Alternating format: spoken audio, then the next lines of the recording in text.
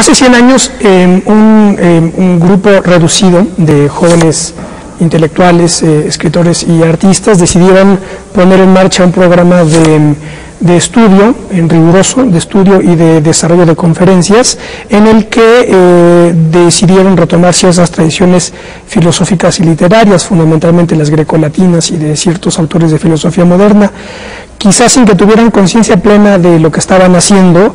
Esas actividades repercutieron y trascendieron el horizonte temporal que ellos tenían a la vista. Me estoy refiriendo a la generación del Ateneo de la Juventud. Es sabido por todos que esta generación, con el paso de los años y las generaciones, pues puede ser vista como la generación que vertebró la vida intelectual y cultural del México contemporáneo.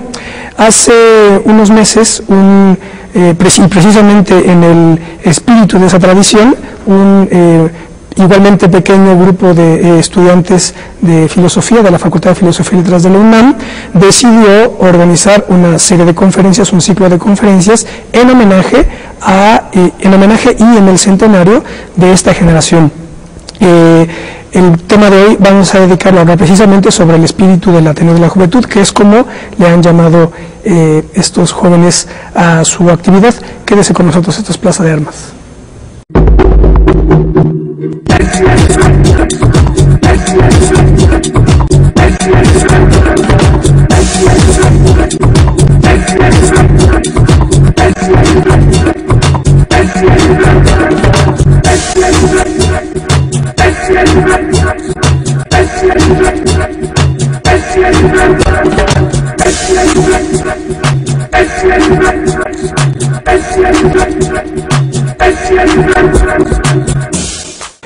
Hola, qué bueno que están en otro debate de Plaza de Armas aquí por Capital 21. Les recuerdo nuestro correo electrónico, plazadearmas21@gmail.com, y nuestra página propia www.plazadearmas.tv. Bueno, como dije en la introducción, vamos a dedicar el programa de hoy a recordar una de las generaciones más fascinantes, sin duda la más importante, por lo menos en el siglo XX, que renovó y después vertebró la vida intelectual y cultural, como se dice ahora, del México contemporáneo, la generación del Ateneo de la Juventud. No era la primera vez que existían Ateneos en México, ya había habido otros proyectos, pero encabezado, entre otros por Vasconcelos, Alfonso Reyes, Pedro Enrique Sureña, Jesús de Acevedo, retoman la idea de juventud en virtud de que retoman a quienes dedicó José Enrique Redó su libro Ariel, que se publica en 1900. El Ariel de Redó está dedicado a la juventud de América, y por ello el Ateneo decide ponerse ese nombre, Ateneo de la Juventud, y después su influencia trasciende su horizonte temporal y está en todas las generaciones que vinieron después de la de ellos. Y a 100 años de distancia, pues una nueva generación se organiza, en este caso estudiantes de la Facultad de Filosofía y Letras de la UNAM, que es fruto del Ateneo de la Juventud, ni más ni menos, se organizan y hace unos meses organizaron una serie de nuevas conferencias bajo el título El espíritu del Ateneo, y ellos son nuestros invitados de hoy. Está con nosotros Federica González Luna. Hola, Federica. Hola, ¿cómo estás, Ismael? También está Luis Fernando Mendoza. Hola, Luis Fernando. Hola, Ismael, ¿qué tal? Y Alfonso Vázquez. Hola, Alfonso. Hola, ¿qué tal, Ismael? Que Alfonso recordarán que ya ha estado con nosotros en otros programas que dedicamos precisamente a la filosofía, porque he sido yo bastante enfático en señalar que el propósito de Plaza de Armas es fundamentalmente, hasta la medida de lo posible, sin ser un erudito y un pesado, ¿verdad?, llevar hasta donde sea posible las discusiones al nivel de implicación filosófica, porque es ahí donde muchas claves fundamentales se pueden dirimir. Y precisamente lo que el Ateneo, y con esto ya entro en materia con Federica, Luis Fernando y Alfonso, yo diría que una de las características fundamentales del Ateneo de la Juventud fue que, a diferencia de otros grupos, digamos, intelectuales, como pueden ser el que encabezó Ignacio Manuel Altamirano, Vicente Riva Palacio o Guillermo Prieto, o la Academia de Letrán, por ejemplo, que se organiza con Guillermo Prieto, el mentor fue don Andrés Quintana Roo.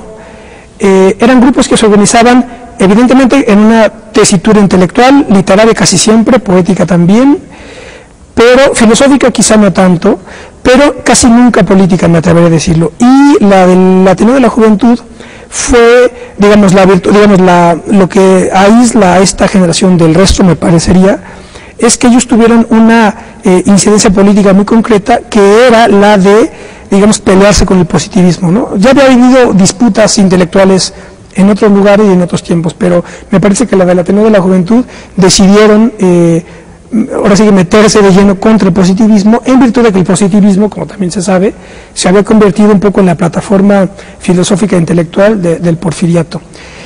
Más o menos eso es lo que yo podría decir de inicio. ¿Qué podrían decir ustedes? Sepan, bueno, los tres de filosofía de la UNAM, los tres también estudiantes de maestría de filosofía, ¿verdad? Sí. Pues bueno, en efecto, la generación de la Ateneo de la Juventud, con esta dimensión que se le da a su pensamiento en el horizonte político y la dimensión filosófica que ellos integran, en efecto la aíslan de las demás generaciones intelectuales que intentaron conformarse como ateneos, pero las integran plenamente a la sociedad mexicana de principios de siglo.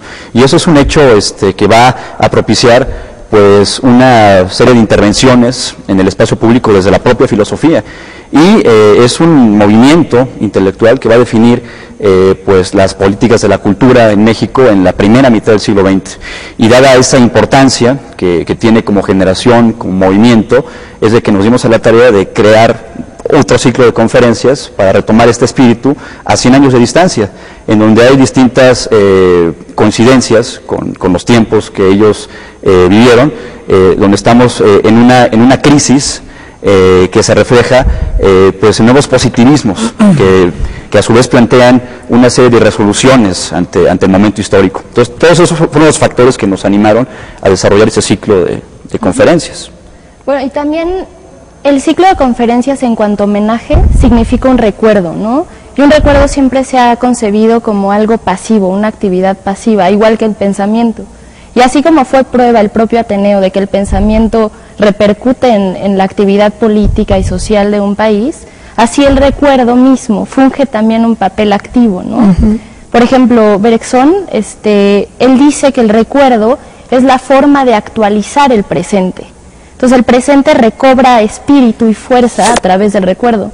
Por eso pensé que era muy importante retomar estas ideas del Ateneo en la actualidad para hacer del presente algo actualizado, llevarlo a otra dimensión pensante, ¿no? Y reflexiva. Habrá que Luis, sí, es interesante que bien señalabas, ¿no? Que el movimiento del Ateneo de la Juventud sí pretende desde la filosofía hacer frente a todo el ensamblaje del Estado en sus términos de política económica, educativa, y en ese sentido se reivindica un aspecto de la filosofía que de algún modo se había dejado de lado, que es que la filosofía de suyo tiene una función social, una función política, y de algún modo ellos tratan de recobrar esto y desde esa dimensión darle una actividad muy señalada al pensar filosófico, ¿no?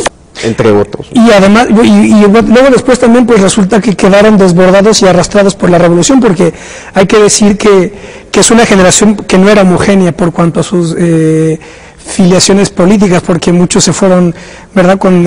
Unos se fueron con Villa, por ejemplo, Martínez Guzmán, claro, ¿no? Muy señaladamente. Vasconcelos se fue con sí mismo. Se fue con Madero. Bueno, se fue con Madero y luego se fue consigo mismo. Y Antonio Caso como que no necesariamente se peleó tanto con Huerta. De hecho, no sé si ustedes corríjanme, no sé si de hecho fue funcionario en el brevísimo periodo de Huerta. Yo tengo más o menos noticia de ello. En fin, que no era un grupo homogéneo, sí, en el sentido, digamos, ya partidista, ¿no? Sí. No, claro, pero lo que ellos, entendían de suyo es que la filosofía no se debe alienar de la función pública, ¿no? Sino que debía participar de algún modo, pero conservando la autonomía de la filosofía, en el caso muy señalado de Antonio Caso, ¿no? O sea, sí había que insertarse insisto, en el aparato, claro, del Estado, pero conservando los principios del quehacer filosófico, ¿no? Que eso es muy importante, ¿no? No se vendieron en ese sentido. Sí, claro. ¿No? Hay un libro hermoso que me encontré en una librería de viejo, Gente de Letras, de Salvador Azuela, hijo de Mariano Azuela, y hay una parte en uno de sus textos, Evocación de González Martínez. Él aquí dice, en 1914 triunfa la revolución Y al compás de ese triunfo también se da lo que él dice, digamos, termina el refinamiento afrancesado de las letras y las artes, que fue tan favorable a las normas estéticas del modernismo en un ambiente social de artificiosa elegancia. Entonces esto dice, ¿no?, que en 1914 se derroca, triunfa el constitucionalismo de Carranza, se derroca Huerta, pero también se da una ruptura, y entonces dice ahí Salvador Azuela, Antonio Caso y Enrique González Martínez asumen en aquella hora grávida una misión intelectual ilustre. A su empeño, esto un poco por lo que dices de Caso, Luis Fernando, a su empeño generoso, entregados a la custodia de los valores permanentes cuando los sacudimientos del naufragio no permitían todavía adentrarse en las perspectivas creadoras del futuro. Esta pareja de hombres excepcionales, Caso y González Martínez, asegura la continuidad de la cultura mexicana en el periodo tempestuoso entre el antiguo régimen y la revolución. Y luego viene lo interesante. Bueno, también eso es interesante. Dice, en medio de los amagos constantes que acarrea la lucha revolucionaria de las facciones, villistas, carrancistas, zapatistas y convencionistas, en los altos del Teatro Díaz de León de la Ciudad de México, en donde trabajaba la Universidad Popular en 1915, don Antonio Caso da la serie de conferencias cristianas, que serían después la base de su clásico, La existencia como economía, como desinterés y como caridad. Claro. Sí, Pero bueno, aquí señala a Caso y González Martínez, digamos, como los eslabones de continuidad para que no se cayera perdida la tradición de la cultura. Yo pienso que es importante filosofía, señalar que no solamente fueron homogéneos, no solamente no fueron homogéneos en su planteamiento político, tampoco lo fueron en su planteamiento filosófico. Eso también se puede evidenciar en la filosofía de Antonio Caso, pero también en la del propio José Vasconcelos. Unos reivindicaban la filosofía de Stirner y otros, como Caso, se oponían a las consecuencias de un planteamiento anarquista en una sociedad, ¿no?, como la mexicana de principios de siglo. Entonces eso también es importante mencionarlo, no teniendo una plataforma tampoco homogénea en cuanto al pensamiento filosófico se refiere, y esta riqueza y esta pluralidad pienso que fueron las condiciones que a su vez permitieron que el Ateneo como generación perdurara y no se tuviera solamente como identificada con una fecha emblemática, con 1909, sino que siguieran evolucionando a lo largo de la primera mitad del siglo XX mexicano. Sí, podemos tomar, digamos, sí, dos elementos comunes o factores comunes, que sería el antipositivismo y el antiporfirismo. Ahí sí, a pesar de las distintas facciones, todos coincidían en el antiporfirismo, o sea, contra lo principal estaba el Ateneo, ¿no? Y justamente al dar en el clavo con su enemigo, por eso o sea, de acuerdo a eso llegó a ser trascendente en todo el siglo XX, ¿no? De hecho, Vasconcelos decía, nosotros fuimos en filosofía ateneístas, o más bien en cultura ateneístas y en política maderistas. O sea, fue digamos, los dos componentes que permitieron que se pudiera amalgamar, digamos, como generación. Y también recuerdo que en la correspondencia de Cosío Villegas con Alfonso Reyes hay una parte muy significativa y también, digamos, emotiva, porque, bueno, sabemos todos que Cosío Villegas tenía un temperamento bastante peculiar, ¿verdad? Era un hombre de mucha furia, pero también de mucha desesperación, y esa desesperación se nota cuando, en una carta a Alfonso Reyes, porque uno de los frutos del Ateneo es la Casa de España y luego Colegio de México. Entonces se recordará que el primer presidente del Colegio de México fue Alfonso Reyes y luego lo sucede Cosío Villegas. Y entonces en una carta le dice Cosío Villegas a Reyes, le dice, usted y yo no somos iguales, porque aunque ustedes vivieron la revolución, el peso de la revolución cae sobre nosotros, o sea, sobre la generación siguiente. Y entonces la urgencia de nosotros por hacer cosas y hacer instituciones, por un poco estar a la altura de nuestros, ¿no?, de los gigantes sobre cuyos hombros estamos parados, es tremenda, ¿no? Y esto lo decía Cosío Villegas porque Reyes, ¿verdad?, como era, ¿verdad?, un griego, ahora que veía las cosas a una distancia, ¿verdad?, de años, como que tenía mucho sosiego, y entonces el Colegio de México con Alfonso Reyes era una cosa más intelectual, humanista, y Cosío Villegas tuvo la urgencia de decir, no, el Colegio de México tiene que formar funcionarios de alto nivel para construir el Estado postrevolucionario, ¿no? Claro. Entonces ahí un poco una de las secuelas de lo que esta generación, yo creo que sin darse mucha cuenta, hicieron, ¿no? Claro, yo quisiera quedarme un poco con lo que señalabas de don Antonio Caso, porque es interesante, ¿no? En el contexto de la revolución y de cualquier revolución radical, como fue la que hubo en este país, siempre hay una especie de crisis de valores, crisis de orientaciones, y finalmente, otra vez, un poco el papel de la filosofía es ese, ¿no? O sea, tratar de no dejarse sobreabundar por el presente, sino siempre mirar un poco al porvenir, ¿no? Y yo creo que, digo, no solamente en el caso de don Antonio Caso, sino de todos los ateneístas, sí siempre fue una mirada esperanzadora de que esto debía apuntar a buen término, ¿no? O sea, de que la transformación a través de la revolución debe apuntar pues hacia la creación de un auténtico Estado mexicano, ¿no? Fundado sobre bases sólidas, sobre bases fuertes, ¿no? Que solamente pueden provenir de las más altas creaciones del espíritu humano, como son la filosofía, la literatura, la poesía, la historia. Sí, sobre todo lo que se valora de esta generación es que se atrevieron a pensar la crisis de su momento histórico, la crisis de su presente, a través de las formas en las que se manifestaba, ¿no? Todo este positivismo ya periclitado, que a su vez era el sustento ideológico de un régimen que ya no daba para más, que se encontraba agotado, y ellos tuvieron la audacia de pensar esa crisis y de proponer, de gestionar ese tipo de alternativas, desde el presente, pero también, como señala Luis Fernando, mirando hacia el futuro de lo que a la tarea que todavía faltaba o quedaba pendiente por realizar en México, y que fue una labor titánica y formidable. Y por eso mismo nosotros, en tanto filósofos, de alguna manera estudiosos de la filosofía, no podríamos pensar ya nuestra actividad, nuestra práctica, sin estas aportaciones, tanto en cuanto a obras se refiere, como aportaciones institucionales que generaron un entramado cultural del cual somos ahora nosotros los principales beneficiarios, ¿no? Claro. Definitivamente. Sí. Bueno, yo quisiera también...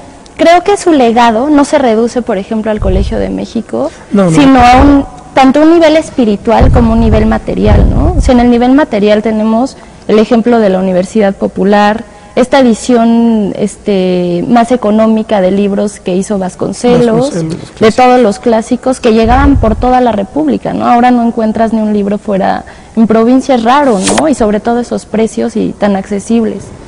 También la Escuela de Altos Estudios, que es la Escuela de Altos Facultad de Estudios, Filosofía y Letras. Y sobre todo a mí lo que me interesa muchísimo es que la filosofía, el arte y la literatura antes eran vistos como un pasatiempo, alguna diversión, como un lujo. Incluso como un lujo, y dijeron, no, esto es serio, ¿no? Se puede hacer de esto una vocación y una forma de vida, y además no solo que sirva al individuo, sino a la sociedad entera, ¿no?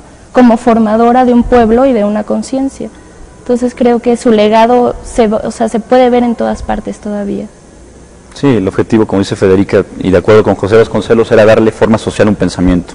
De hecho, cuenta aquí Salvador Azuela también pero no creo que es en sino en la campaña, ¿cómo se llama? La época Vasconcelos, el libro que escribió sobre su vida en el vasconcelismo, cuando recuerda que Adolfo de la Huerta nombra a Vasconcelos rector de la universidad, y entonces en su discurso lo primero que hizo fue hablar de Beethoven, pero como inspirándose en Beethoven para atraer a la juventud, y él decía, yo no voy a ser aquí un rector que va a estar revisando papeles y, digamos, revisando calendarios de profesores, sino traer la revolución en la universidad, decía. Sí, dice también Vasconcelos en ese mismo discurso, o sea, ahí es donde se está gestando qué va a ser el papel de la universidad, que creo que ya se ha olvidado, dice, aquí no estoy para servir a la universidad no necesita mis servicios, la universidad está para servir a México, así que todos a trabajar, ¿no? Entonces quiso, hacer de la universidad, darle una proyección, ¿no? Fuera, en lugar de encerrarla como rector, y a pesar de que fue muy poco tiempo, ¿no? Rector. Duró, pues creo casi un año, si no es que a lo mucho un año. Y aún así en ese corto periodo de tiempo, pues su gestión fue definitiva, claro, ¿no? Además de que se le dio el lema a la universidad de por mi raza, dar el espíritu, se implementaron una serie de actividades, se consolidaron también otras, y sobre todo pues marcó la pauta de las gestiones futuras que debería llevar la universidad, no reduciéndose a este papel burocrático, sino tener esta función social de brindar educación, cultura al pueblo de México, un proyecto de Universidad Nacional. Ahora yo lo que veo, de hecho es algo que hemos tratado en los otros programas dedicados a la filosofía.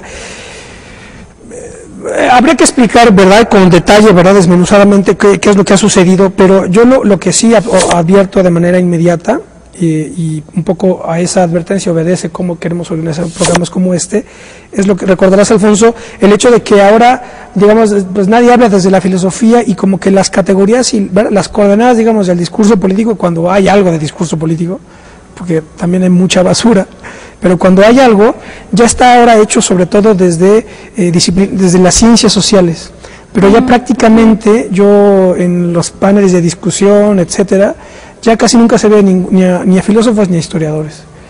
Entonces eso obedece a algo, porque si tú analizas, si tú ves los que, no nada más los que leían a Platón o a Kierkegaard o a Kant, sino los que hacían política, como Martín Luis Guzmán, Vasconcelos o quien quieran, los miembros de esa generación, ellos estaban, digamos, estaban en una plataforma filosófica y desde ahí estaban actuando, ahora no. Claro, a mí me parece que hay que observar una cosa, ¿no? O sea, si bien el Ateneo de la Juventud es el fundamento de lo que será el despliegue de la cultura en la historia de México, esto no quiere decir que este tipo de movimientos realmente tengan un éxito, digamos, inmediato, claro, en la historia, ¿no? Hay que Luis, perdón, sí, vamos a dejarlo ahí, vamos a hacer un corte, vale, nos quedamos contigo y estamos de vuelta con ustedes en un minuto.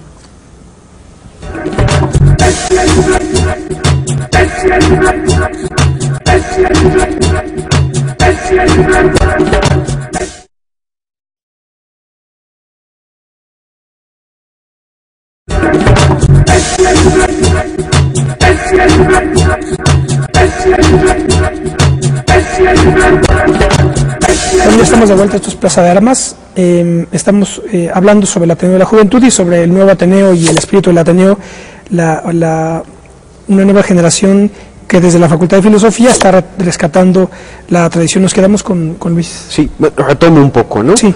Señalaba que este tipo de movimientos como los del Ateneo de la Juventud y cualquier tipo de generación que implique un movimiento profundo en la cultura, no tiene necesariamente una repercusión inmediata y además ni siquiera precisa de algo así como un éxito, ¿no? De algún modo siempre son guiños, siempre son indicaciones de que en última instancia hay cosas que hay que pensar desde su fundamento. Y esto que señalabas de cómo en los distintos foros no se escucha la voz del filósofo, del filósofo de la historia o el historiador, yo creo que se debe al hecho de que de algún modo el positivismo no es algo que quede superado de una vez por todas, va a seguir imperando y quizás por la necesidad de que las mismas ciencias tienen que progresar. Sin embargo, yo creo que sí debemos tener presente que no es el único modo de abordar los problemas de la realidad y de además ni siquiera el fundamental. Porque toda ciencia positiva, como es sociología, psicología, lo que sea, debe asumir desde el principio que es una ciencia que está enfocada solamente en una parcela de la realidad y que no enfoca la realidad en su totalidad, cosa que sí es función de la filosofía. Entonces yo creo que en ese sentido, digo, si no se ve ahorita un éxito de la filosofía, y quizás nunca se vea, bueno, esto no nos debe escandalizar para decir, entonces la filosofía ya no sirve. No, al contrario, debemos volvernos a preguntar en qué medida y hasta qué punto puede la filosofía, en efecto, tener una repercusión seria en nuestra concepción de la realidad. Y esto se conecta con lo del programa que hicimos, bueno, ya hace varios meses, con Alfonso, con Gabriel Vargas Lozano, y no recuerdo con quién más. Con David Gómez Arredondo. Con David Gómez, sobre la reforma reformas al plan de estudios del bachillerato, en el que nacional. Extirparon o querían extirpar, no sé qué pasó al final. Suprimir la obligatoriedad. Suprimieron la filosofía, ¿no?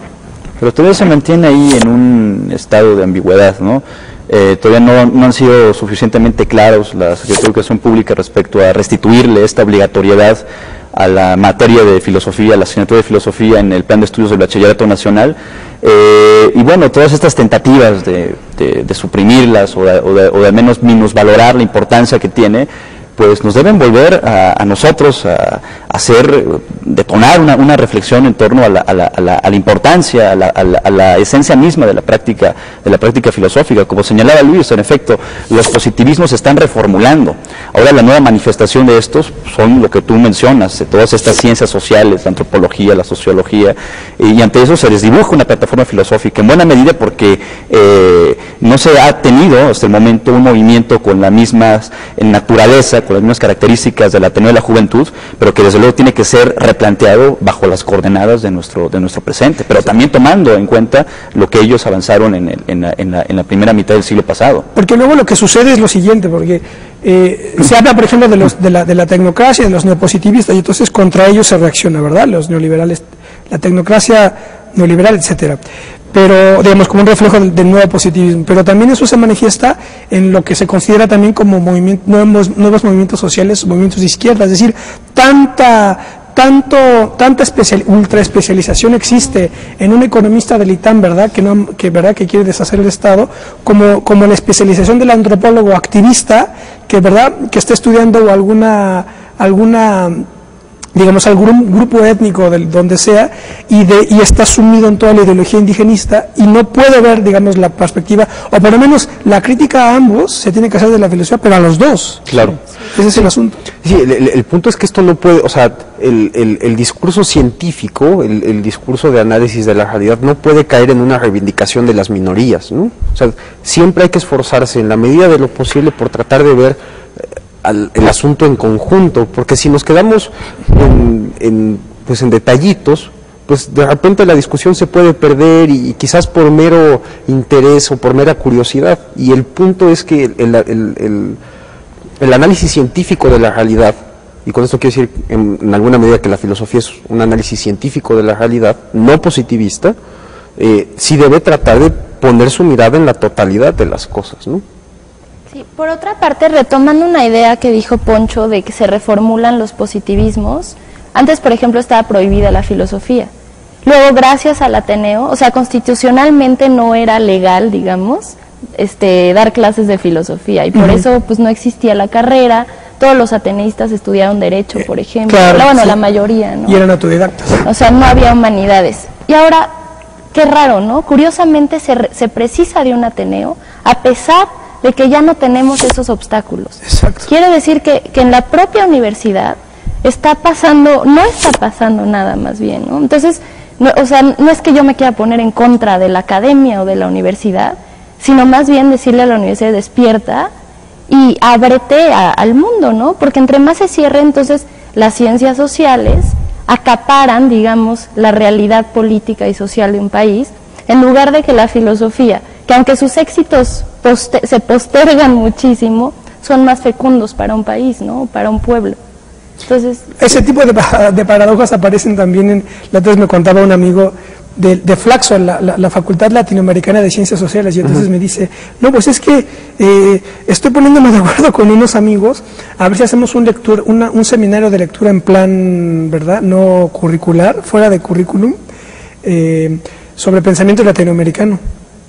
Y entonces yo digo, ¿pero cómo? Pero no es de Facultad Latinoamericana de Ciencias. Entonces, ¿qué estudian ahí, verdad? Ajá. Pues evidentemente lo que estudian no son ciencias sociales norteamericanas.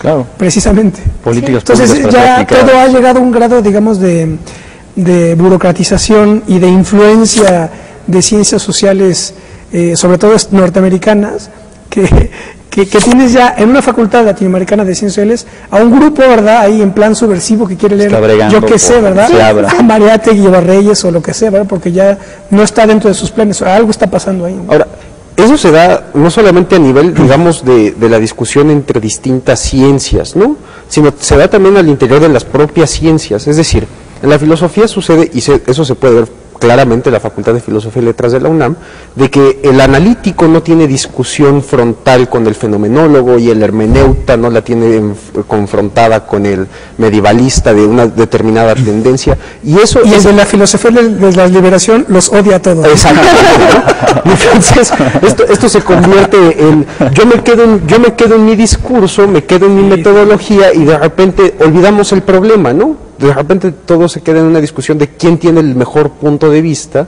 o qué punto de vista es el que parece abarcar más de todos, ¿no? Cuando en realidad el asunto de la filosofía, y insisto, de cualquier quehacer humano es uno, ¿no? El punto de mira, el objeto es uno, y a partir de eso, digo, creo que de antemano está dado el punto de acuerdo de discusión para discutir sobre al menos lo mismo, ¿no? Y no caer en ciertas particularidades que de repente acaban por obstaculizar y además por disgregar y poner en crisis a la filosofía, ¿no? En una crisis que además quizás ni siquiera le sea inherente, ¿no? Claro. O sea, se le impone esa crisis a la filosofía por esta falta de apertura, ¿no?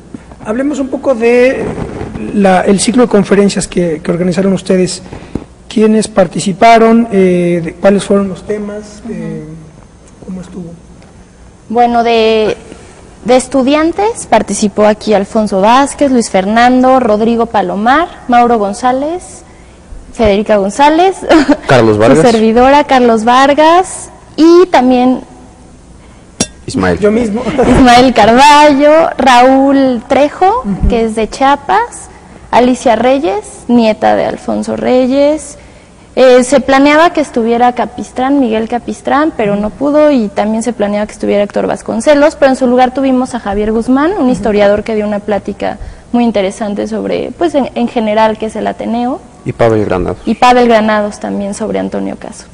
Yo lo que recuerdo con mucho, me gustó mucho lo que dijo doña Alicia Reyes en la clausura, cuando recordó la recomendación que siempre le hizo su abuelo don Alfonso Reyes, y que le decía, cuando vayas al museo no pongas cara de museo, cuando vayas al cine no pongas cara de cine, cuando vayas a la ópera no pongas cara de ópera, es decir, no vayas de ignorante pretencioso, ¿verdad? Que es un poco lo que luego sucede, ¿verdad? El ignorante pretencioso, ¿verdad? Que dice, uy, qué interesante, y no entendió nada, no le gustó nada.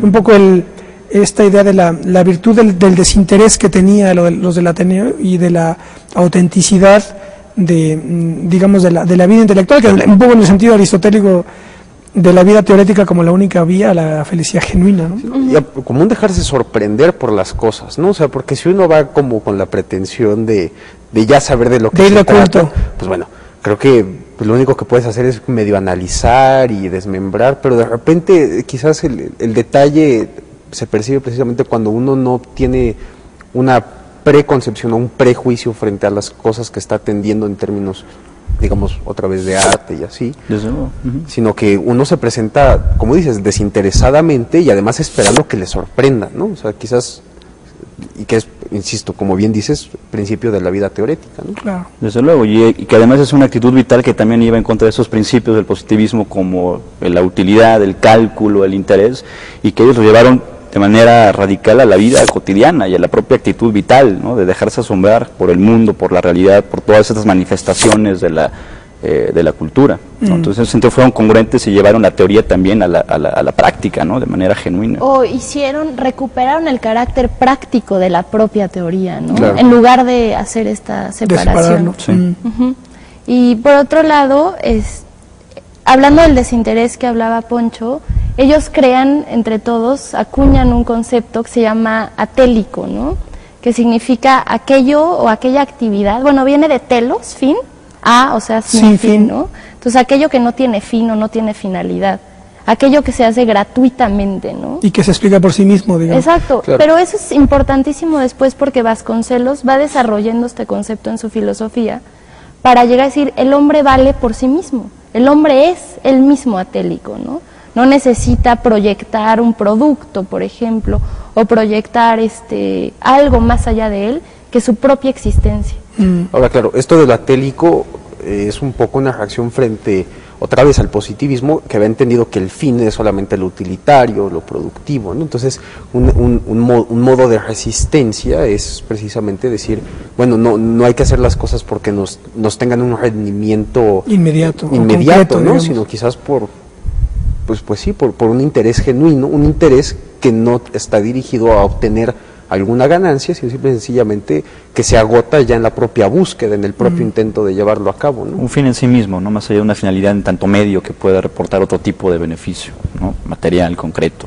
¿Por qué no hablamos un poco de las intervenciones de cada uno de ustedes? Por ejemplo, Federica, tú dedicaste precisamente a Vasconcelos. Sí, bueno, yo traté sobre la estética de Vasconcelos. El título de mi ponencia fue La comunión de lo diverso.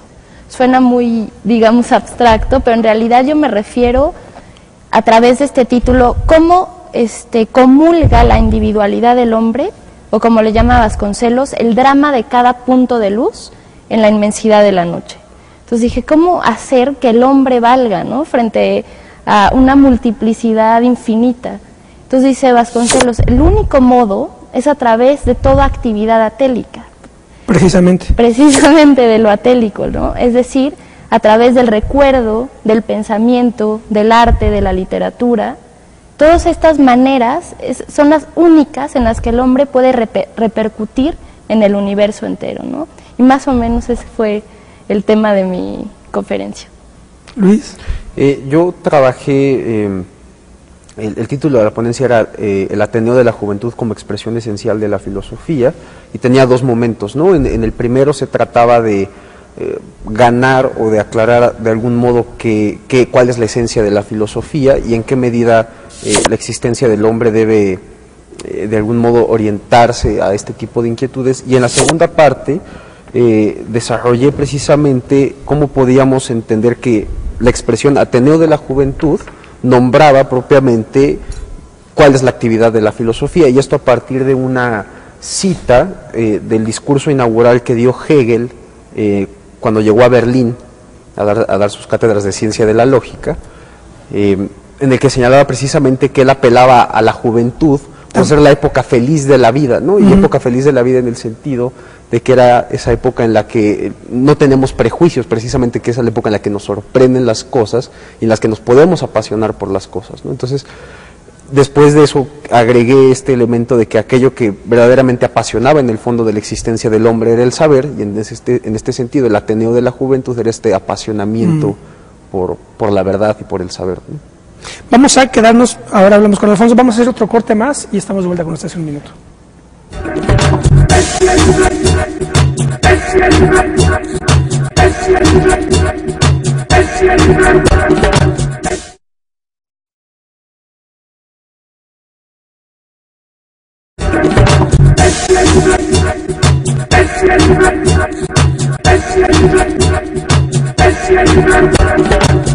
Bueno, ya estamos de vuelta. Esto es Plaza de Armas. Estamos conversando sobre el Ateneo de la Juventud y la nueva generación de ateneístas. Nos quedamos con Alfonso. ¿Sobre qué versó tu intervención, Alfonso? Bueno, mi ponencia se tituló Las tareas de la filosofía en el presente, y sobre todo la idea era pensar el legado de los ateneístas, pero también reflexionar sobre la crisis de nuestro propio presente y tratar de, a partir de esas condiciones, indicar cuál es propiamente la función que debería desarrollar la filosofía para llevar a cabo ese tipo de acometidas. En fin, revisar a 100 años de distancia la manera en la que el Ateneo pensó su propio momento histórico, pensó su propia crisis, y nosotros a través de ese ejemplo plantear las coordenadas para una reflexión adecuada. Básicamente ese fue el eje de mi intervención. El propósito es que después a lo mejor estas actas, tal como aquí están las conferencias del Ateneo de la Juventud editadas por la UNAM, pues a ver si en algún momento se editan las actas de las nuevos ciclos de conferencias, ¿no? Pues, ojalá. Esperemos que se Es el siguiente paso, digamos. Es el siguiente paso. A ver qué hacemos al respecto. Hay una parte aquí en la correspondencia de Alfonso Reyes con Pedro Enrique Sureña, edición de José Luis Martínez. Una parte me parece muy interesante lo que dice aquí, es el estudio introductorio de José Luis Martínez.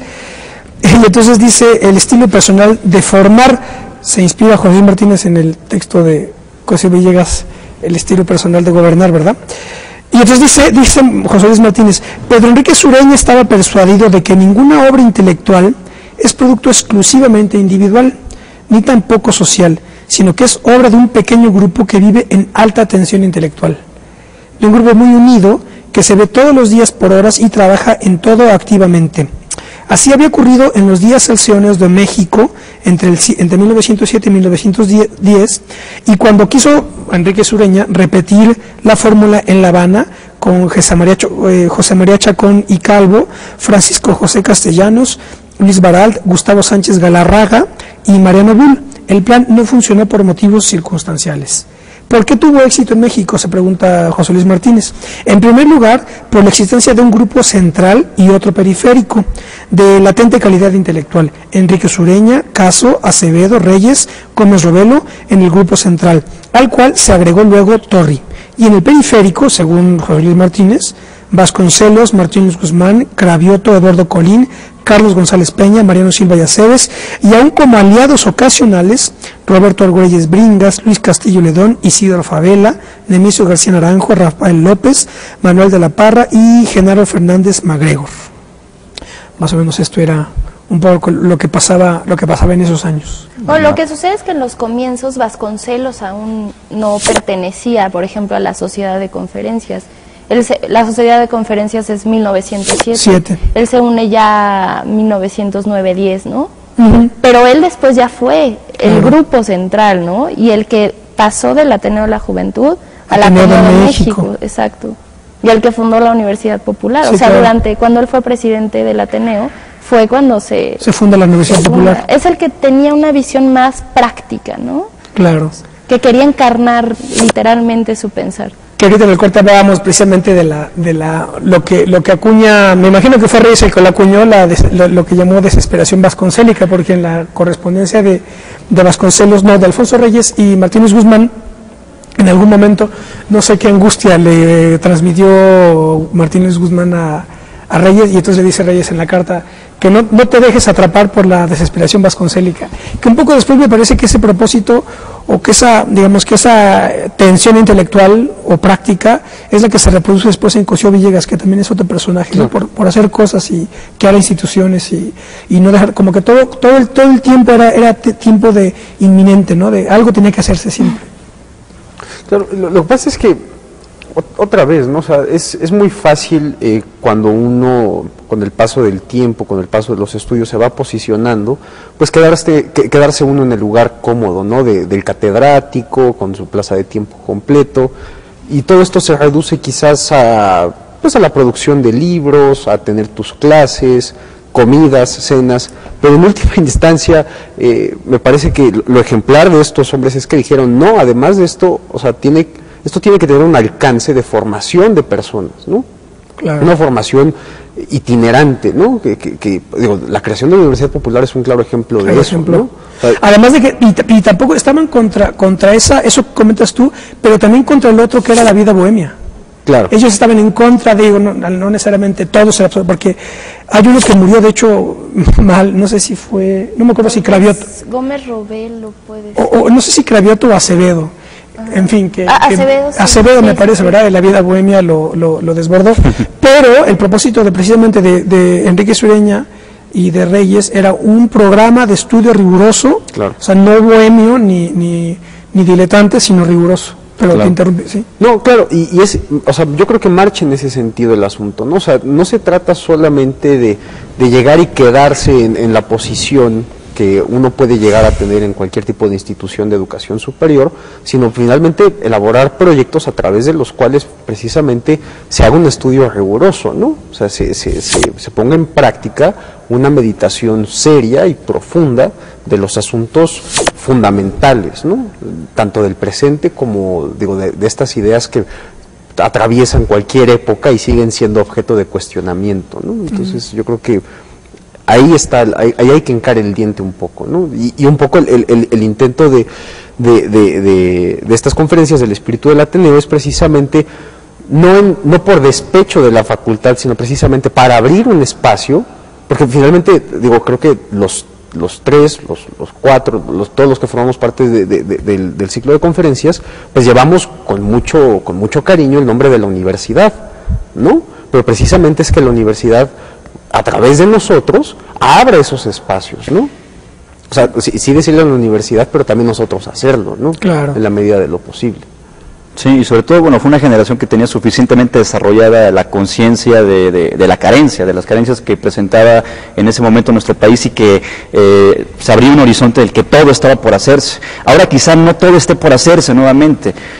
Tenemos instituciones, tenemos una universidad, tenemos una facultad de filosofía y letras, programas de maestría, de doctorado, pero se tiene que replantear la relación de la filosofía con la sociedad y sobre todo reformular la manera en la que está llevando a cabo el trabajo académico, el trabajo institucional, que tiene que ver más íntimamente con la filosofía. Eso que comentas es muy importante. Yo no recuerdo dónde leí que era, me parece, creo que de hecho está en las memorias de Cosío Villegas cuando dice que Palma Guillén y Samuel Ramos fueron, creo que, los primeros estudiantes que se titulan de filosofía, y entonces Cosío Villegas señalaba el hecho de que, pues yo que sé, leer a Hegel o a Kant era algo totalmente inusitado, era muy difícil, tenía que ser seguramente en alemán, no había traducciones, no se diga por ejemplo con el marxismo. Revueltas por otro lado hablaba de que las traducciones de marxismo era muy difícil conseguirlas, etcétera. Y lo que pasa ahora pues, es que todo está a la disposición, ¿verdad? Hegel, Kant, Marx, lo que se quiera. El problema es que ya no se lee. Claro, y el problema es que tampoco no hay una posición frente a esa tradición, frente a se esa olvida. Yo recuerdo, hay una anécdota que cuenta Gustavo Bueno en una entrevista que le hacen en el 78. Y es muy singular la entrevista porque en el 78, a unos años de la muerte de Franco, y entonces lo entrevista a Fernando Sánchez Dragó, lo entrevista a Gustavo Bueno, y entonces Gustavo le hace una pregunta. Creo que Bueno menciona a la escolástica, ¿no? Dice algo de la escolástica y entonces le dice a Sánchez Dragó, por cierto, ahora que menciona, ¿qué ha pasado con la escolástica? ¿Cómo van las cosas? Y entonces dice, bueno, no, pues es que pues ya no se lee nada. Lo mismo pasa con el marxismo, dice, porque aquí, durante el franquismo, los libros de marxismo existían, estaban en los anaqueles, en las bibliotecas, dice, bueno, ¿no? Pero nada más que estaban abajo. No estaban a lo mejor a la vista, pero estaban abajo. Y dice, pero la gente los leía. Y ahora que ya se vive en libertad, siguen ahí por pura inercia, pero ya nadie los lee. Porque a nadie le importa. Ya, porque luego mucha gente dice, bueno, la libertad, pero ¿la libertad para qué, señor mío? Porque no es la libertad para nada, ¿verdad? La libertad sin contenido, ¿verdad? Sí. No, claro, digo, ahí me acuerdo que Jaspers, en su tratado de la fe filosófica ante la revelación, en el contexto todavía de la reconstitución de Europa después de la guerra, planteaba que no hay libertad sin autoridad, ¿no? Y eso es un aspecto fundamental. O sea, para poder ejercer libertad siempre hay que tener como un referente de qué se quiere liberar uno, qué es lo que uno quiere superar a través de la acción libre, ¿no? Entonces, pues sí, es interesante que la libertad vacía de contenidos, que es sin ningún tipo de referente, sin ningún frente de lucha, pues se torna en algo quimérico, ¿no? Claro. O sea, el hombre, incluso, decía Dostoyevsky, desespera ante su libertad, y en la reconstrucción de la segunda venida de Cristo a la tierra en los hermanos Karamazov, el inquisidor dice, precisamente porque los hombres no saben qué hacer con su libertad, regresarán a los brazos de la iglesia, ¿no? Volverán a entregarnos su libertad. Pero es un poco esta cuestión. Esa dialéctica, claro.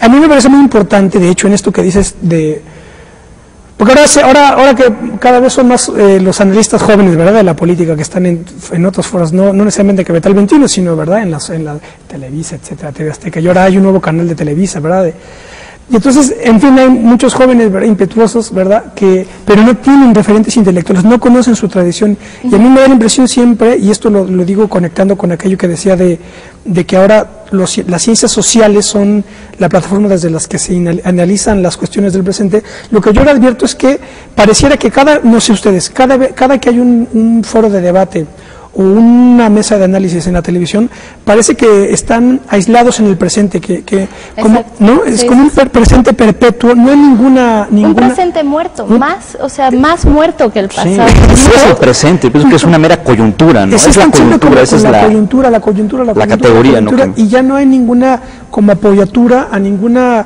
tradición de ningún tipo, la que sea, puede ser la que sea, marxista, del vasconcelista, la que se quiera, cristiana, lo que sea, ya no hay ninguna. Y eso me parece bastante lamentable porque... Sí, es un análisis dérmico, ¿no? Sí, en efecto, en la superficie. Así es, sí. Y por ejemplo, yo lo que vi, esto lo comentaba con otro amigo, yo lo que veo es que hay una generación conocida por todos de analistas. Héctor Aguilar Camín, Lorenzo Meyer, en fin, esa generación. Y viene una nueva generación de jóvenes un poco de la mía, de nuestra generación. Y un amigo me decía, mira, coincidamos o no con uno o con otro, se coincida o no nos guste lo que diga Aguilar Camín o Lorenzo Meyer, que sí nos gusta mucho lo que dice, etcétera, dice, por lo menos ellos tienen obra escrita, tienen obra, no tienen libros publicados, sobre todo trabajo de historia. Ahora los nuevos analistas, los de moda, no tienen obra de nada, es puro análisis de coyuntura totalmente, como dices, epidérmico en la superficie, ¿verdad? Y bueno, ahí es un problema, porque, y aquí me parece muy destacable lo que por ejemplo hizo Federica en el ciclo de conferencias, que fue, por un lado, retomar evidentemente los autores leídos por el Ateneo de la Juventud, ¿verdad? Desde la tradición grecolatina, escolásticos, hasta modernos, ¿no? Pero también la conferencia de Federica ya fue sobre Vasconcelos. Sí, ¿no? sí. Entonces, así como Caso habló sobre Stirner o Nietzsche o Vasconcelos sobre Bergson o Poincaré, Federica ya habló sobre Vasconcelos, y entonces ahí ya está incorporado a una tradición en el 2010 fundamental, que fue la de Caso y Vasconcelos. Eso me pareció muy... Sí, porque yo vi que o sea, no basta la lectura y que haya libros traducidos en México, Claro. sino que primer paso para la creación de una conciencia popular o colectiva, pensadores en un país.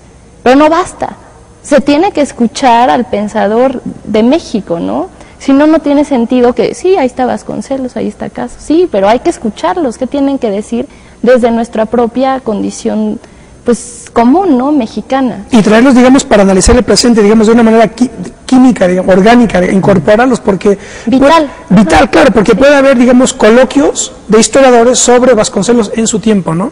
Claro. Pero no incorporados, digamos, al presente, que es lo más difícil luego de lograr. Claro. Digo, es asunto de que, o sea, con lo que dice Federica, me parece tampoco se trata de decir que esa es la filosofía mexicana, no, sino que son precisamente los pensadores que desde nuestra historia, Claro. desde los problemas que hemos enfrentado en todos los niveles, tuvieron el valor de decir, bueno, vamos por acá, ¿no? Vamos a hacer esto y hay que pensar la realidad de este modo, ¿no? Y en ese sentido no solamente se incorporan a una tradición de filosofía en México, sino a la tradición de la filosofía de suyo, ¿no? Claro, claro. Que viene desde los griegos y que, bueno, pues, tratamos de que todavía esté presente, ¿no? Entonces, ese es el esfuerzo importante, que los ateneístas reconocen que quizás aún antes de una filosofía mexicana hay que incorporarse a la tradición propia de la filosofía, ¿no? Claro. Y en ese sentido es que llegan a tener cierta resonancia sus voces, incluso en nuestro presente. Eso es. ¿no? Nos queda un minuto más o menos. Nada más les pediría por un comentario al final, una última consigna. No, pues solamente agradecer el espacio, Ismael. La idea es continuar con este tipo de actividades en este año, que se celebra bueno, no sé qué se celebra exactamente, pero que es emblemático, ¿no?, por los 200 años de la Nación Mexicana, pero va a ser esta revisión crítica. Queremos hacer un siguiente coloquio que tenga por título Pensar la Revolución. Entonces también queremos integrar a más jóvenes pensadores para que se den a la tarea de reflexionar sobre este tipo de temas. Yo creo que publicaremos toda la convocatoria en el espacio que ya tenemos en este asunto del Facebook, que se llama El Espíritu del Ateneo. Yo creo que sí publicaremos alguna especie de convocatoria y tratarlo de abrir un poco más, ¿no? Que no se quede esto solamente nosotros, sino que quizás personas que tengan este interés, pues envíen algo y a ver qué se puede hacer, ¿no? Bueno, yo quiero exhortar a todos los que estén escuchando a una lectura de los ateneístas mexicanos, y no solamente para la curiosidad o la cultura, ¿no?, sino para que, si México realmente quiere tener pensadores, si quiere hablar de filosofía mexicana, primero sea México, ¿no?, primero sea un país, y solamente puede ser un país si retoma a su propio pensamiento. Y bueno, eso es todo. Ahorita me acuerdo, para cerrar, de lo que les dijo Vasconcelos cuando explicó el lema de la universidad, por mi raza el espíritu, y entonces yo diría que hay que retomar este pendón, que es un airón de combate, decía Vasconcelos, él se refería por mi raza el espíritu, retomarlo como un airón de combate y plantarlo en la trinchera más expuesta bajo el fuego tupido de la metralla.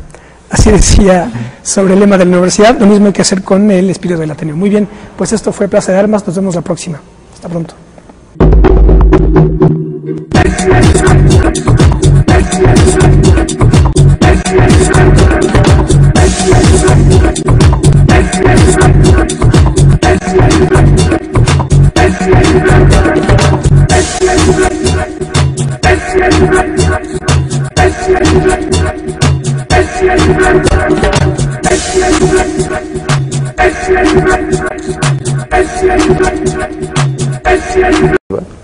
Y en ese sentido se reivindica un aspecto de la filosofía que de algún modo se había dejado de lado, que es que la filosofía de suyo tiene una función social, una función política, y de algún modo ellos tratan de recobrar esto y desde esa dimensión darle una actividad muy señalada al pensar filosófico, ¿no?, entre otros. Y además, y luego después también pues resulta que quedaron desbordados y arrastrados por la revolución, porque hay que decir que es una generación que no era homogénea por cuanto a sus filiaciones políticas, porque muchos se fueron, ¿verdad? Unos se fueron con Villa, por ejemplo, Martínez Guzmán, claro, ¿no? Muy señaladamente. Vasconcelos se fue con sí mismo.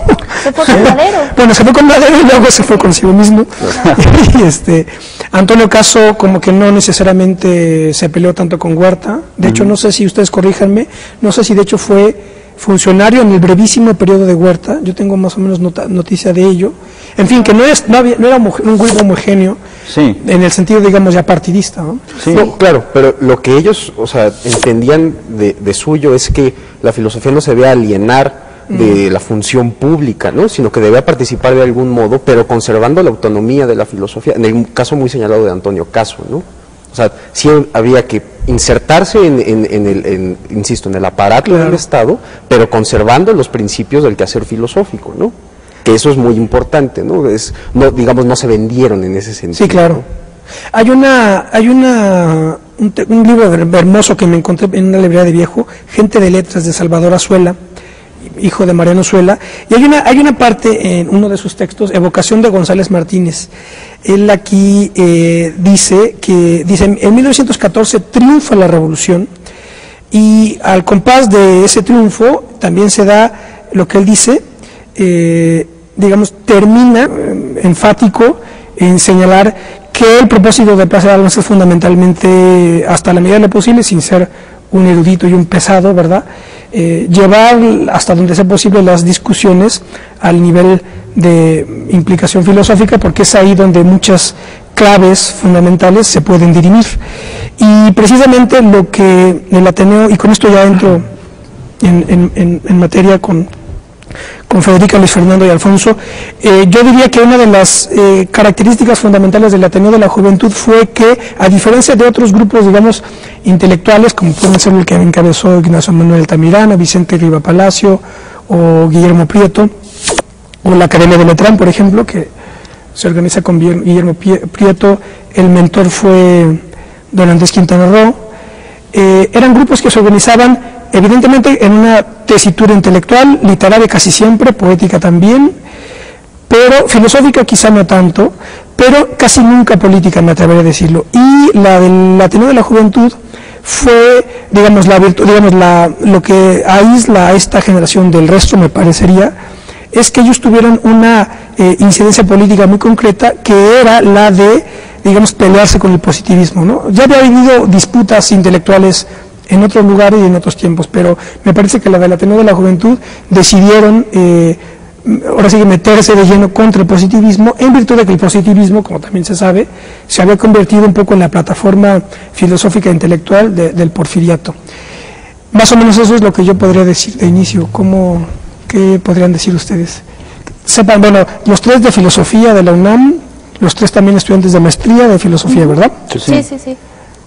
Pues bueno, en efecto, la generación de la Ateneo de la Juventud, con esta dimensión que se le da a su pensamiento en el horizonte político y la dimensión filosófica que ellos integran, en efecto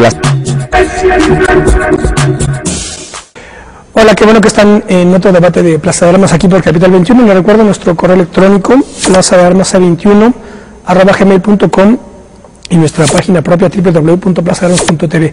Bueno, como dije en la introducción, vamos a dedicar el programa de hoy a recordar una de las generaciones más fascinantes, sin duda la más importante, por lo menos en el siglo XX, que renovó y después vertebró la vida intelectual y cultural, como se dice ahora, del México contemporáneo, la generación del Ateneo de la Juventud. No era la primera vez que existían Ateneos en México, ya había habido otros proyectos, pero encabezado, bueno, entre otros por Vasconcelos, Alfonso Reyes, Pedro Enrique Sureña, Jesús de Acevedo, retoman la idea de juventud en virtud de que retoman a quienes dedicó José Enrique Redó su libro Ariel, que se publica en 1900.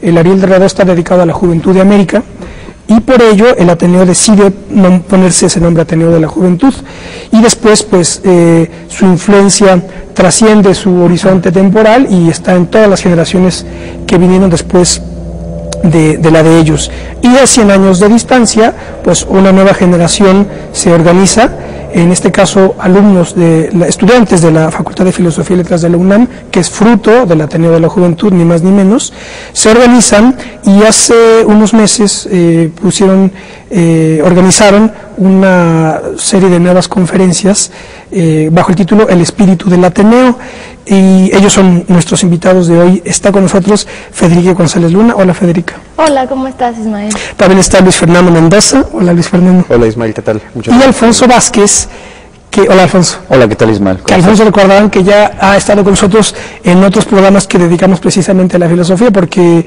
he sido yo bastante...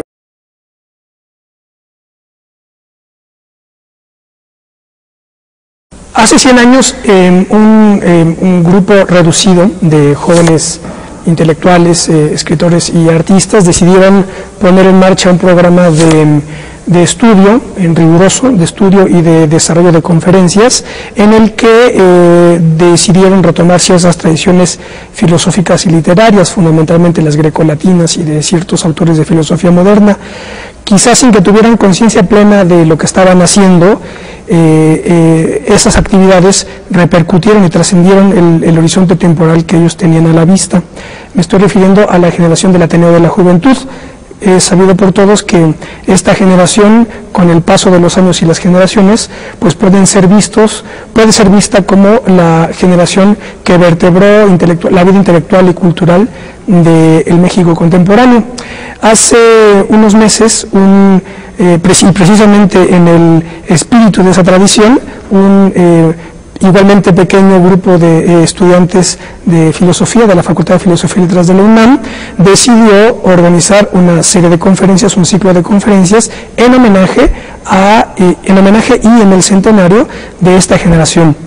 El tema de hoy vamos a dedicarlo a hablar precisamente sobre el espíritu del Ateneo de la Juventud, que es como le han llamado estos jóvenes a su actividad. Quédese con nosotros, esto es Plaza de Armas.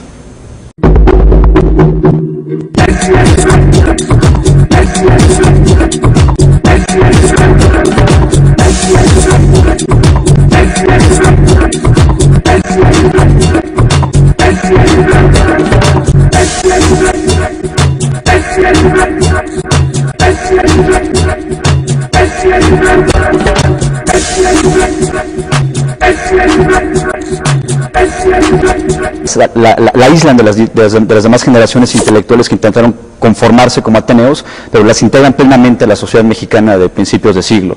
Y eso es un hecho que va a propiciar pues una serie de intervenciones en el espacio público desde la propia filosofía.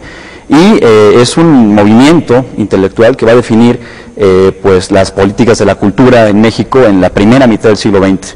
Y dada esa importancia que tiene como generación, como movimiento, es de que nos dimos a la tarea de crear otro ciclo de conferencias para retomar este espíritu a 100 años de distancia, en donde hay distintas coincidencias con los tiempos que ellos vivieron, donde estamos en una crisis que se refleja pues en nuevos positivismos que a su vez plantean una serie de resoluciones ante el momento histórico. Entonces, todos esos fueron los factores que nos animaron a desarrollar ese ciclo de conferencias. Bueno, y también el ciclo de conferencias en cuanto homenaje significa un recuerdo, ¿no? Y un recuerdo siempre se ha concebido como algo pasivo, una actividad pasiva, igual que el pensamiento. Y así como fue prueba el propio Ateneo de que el pensamiento repercute en la actividad política y social de un país, así el recuerdo mismo funge también un papel activo, ¿no? Por ejemplo, Bergson, él dice que el recuerdo es la forma de actualizar el presente. Entonces el presente recobra espíritu y fuerza a través del recuerdo. Por eso pensé que era muy importante retomar estas ideas del Ateneo en la actualidad para hacer del presente algo actualizado, llevarlo a otra dimensión pensante, ¿no? Y reflexiva. Habrá que Luis, sí, es interesante que bien señalabas, ¿no? Que el movimiento del Ateneo de la Juventud sí pretende desde la filosofía hacer frente a todo el ensamblaje del Estado en sus términos de política económica, educativa.